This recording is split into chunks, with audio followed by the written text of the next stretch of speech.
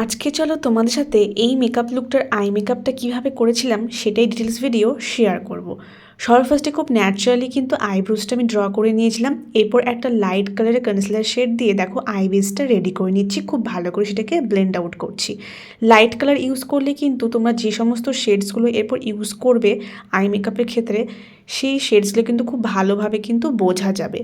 এরপর একটু অরেঞ্জ আর yellow shade দুটো শেডকে মিক্স করে নিয়ে দেখো ক্রিস লাইনের ঠিক ওপরে একটা ফ্লাফি ব্রাশ দিয়ে খুব ভালো করে সেটাকে কিন্তু ব্লেন্ড আউট করছি।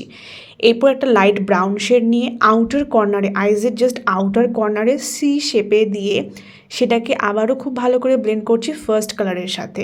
অ্যান্ড লোয়ার ল্যাশ লাইনও কিন্তু আমি খুব ভালো করে শেডসগুলো ইউজ করেছি। এরপর আমি একটা পিঙ্ক শেড নিয়ে আবারও আইজে আউটার কর্নারে প্রেস করছি আর সি শেপেই কিন্তু ব্লেন্ড করছি। আর এখানে কিন্তু মাথায় রাখতে হবে প্রত্যেকটা কালার যাতে একে অপরের সাথে খুব ভালোভাবে ব্লেন্ড হয়। অ্যান্ড দেখো লোয়ার ল্যাশ লাইনও আমি কিন্তু অ্যাপ্লাই করে নিয়েছি। যেহেতু এটা ডার্ক কালার তো আমি কিন্তু আইজের জাস্ট আউটার কর্নার ইউজ করছি, ইনার কর্নার ইউজ করলে কিন্তু চোখটা অনেকটাই ছোট লাগবে দেখতে।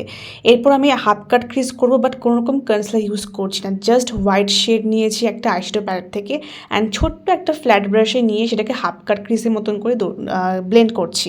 এতে কিন্তু ডিফারেন্টটা তোমরা এখানে বুঝতে পারছো আইজে, এতে কিন্তু আইজটা অনেকটা বড় দেখায়। আর মিডলে দেখো জাস্ট শিমার ইউজ করে নিচ্ছি আর বেসিক লাইনার আমি পরিয়ে নিয়েছিলাম।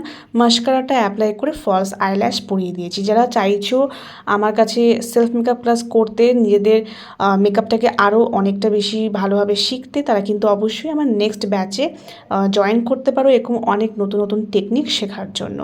তো এরপর ফাইনাল লুকটা তোমরা এখানে দেখতেই পাচ্ছ, ভীষণ ইজি কিন্তু এই আই মেকআপগুলো হয়ে যায় অনেক তাড়াতাড়ি। আর যারা এখনও পর্যন্ত আমার পেজটিকে ফলো করোনি ফলো করে দিও। তো কেমন লাগলো তোমাদের এই ভিডিওটা অবশ্যই কিন্তু কমেন্ট করে জানিও। দেখা হবে নেক্সট কোনো ভিডিওর সাথে, ততক্ষণ অনেক অনেক ভালো থেকো, সুস্থ থেকো।